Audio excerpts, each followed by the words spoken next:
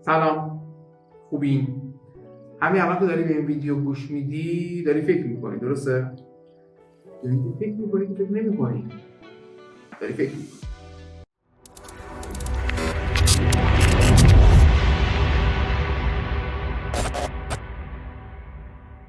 میدونی بزرگترین معضل این قرنی که توش داریم زندگی میکنیم فکر نکردن مردمه. اصلا فکر نمیکنن. ببین این که الان میگی من میخوام لباس بپوشم، میخوام لباس بخرم، میخوام کتاب بخونم، دارم فکر میکنم. فکر نمیکنی. شما اساساً فکر نمیکنی. اصولاً فکر نمیکنی.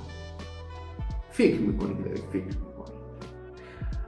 افکار تو، اون چیزی که توی ذهنته همه جا باید میاد.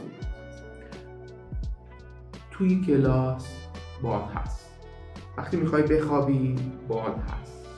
وقتی میخوای از خواب بیدار میشی باید هست.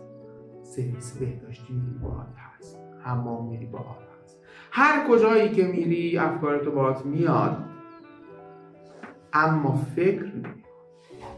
یعنی نمیشینی ببینی آقای فکر، خانم فکر، داری چی کار میکنی؟ اصلا بهش توجه نمیکنی. یه بار بشین ببین آقا این فکر چی داره میگه، به چی داره فکر میکنه، اصلا خوبه یا بده. اصلا قانون قاعده داریم برای فکر کردن. اینطوری نیستش که بشینی الکی فکر میکنی که آره داریم. باید یادش بگیریم اینی که هر فکری اومد بهش بگم بیا، مثل اینی که در خونم رو باز کنم بگم هر کی میخواد بیا. آیا تو اجازه میدی دزد وارد خونت بشه؟ آیا تو اجازه میدی یک فردی که اصلاً با شرایط زندگی تو سازگاری نداره وارد زندگی تو بشه؟ وارد خونه تو بشه؟ پس چرا به افکارت اجازه میدی هر چیزی رو وارد بشه؟ پس چرا به افکارت اجازه میدی هر جایی رو بره؟ پس چرا به افکارت اجازه میدی هر چیزی رو نشخوار کنه؟ پس چرا به افکارت اجازه میدی هر کاری دلش خواست بکنه؟ اینی که افکارتو توی دستت نمیگیری، در اختیار خودت نمیگیری، یعنی بهش اجازه میدی ببخشید اینجوری میگم هر غلطی دلش میخواد بکنه.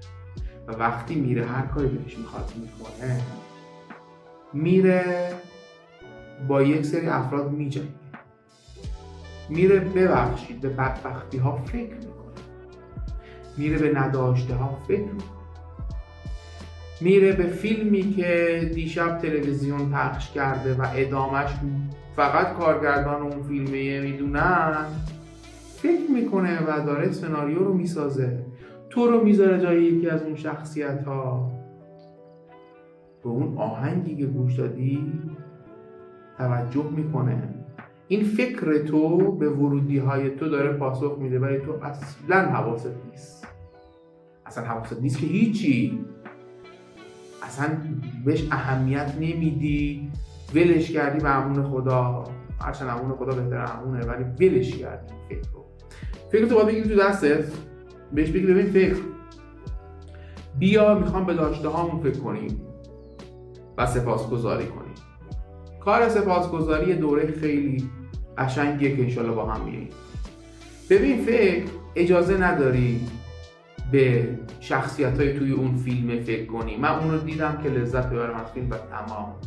الان بیا در اختیار من باش، فکر کن ببینم تو که خالق ایده های نوعی، تو فکری که توی سر انیشتین بودی، فکری که توی سر بهترین مربیان فوتبال هستی، فکری که توی سر سیاستمدارا هستی، فکری که توی بیزینسمن، تو فکر سر بیزینسمن ها هستی، بیا بشین اینجا ببینم حالا برای من چی آوردی.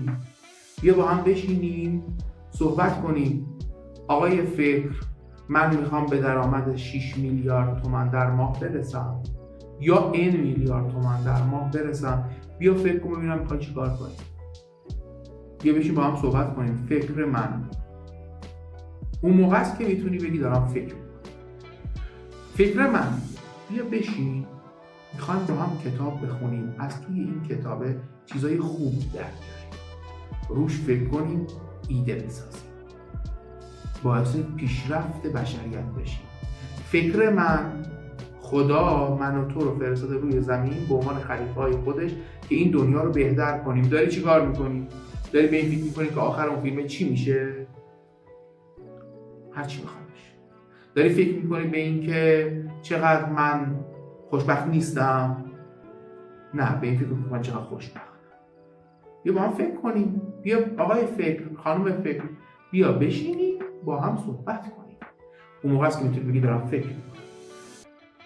امروزه جامعه و مردم ما و مردم جهان از نداشتن چیزی به اسم فکر رنج میبرن. فکر نمی‌کنن تا زمانی که دیگران براشون تصمیم میگیرن و روشون فکر میکنن.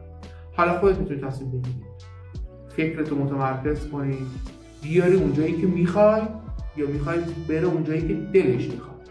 و وای به حال اون روزی که سالها بگذره و این فکر بره جایی که دلش میخواد. مواظب افکارتون باشین. افکارتون رو بیارید بذارید بغلتون باش صحبت کنین. این فکر خیلی زود در میره ها. به خاطر همین یه قلم و کاغذ هم بذارید پیشتون، صحبتاتون رو با هم بنویسین. شاید نیاز باشه ویدیو چک هم ازش بگیرید. من به شما نصیحت. مواظب خودتون باشید، افکار خوب داشته باشید، فکراتون رو کنترل کنید و پیروز باشید.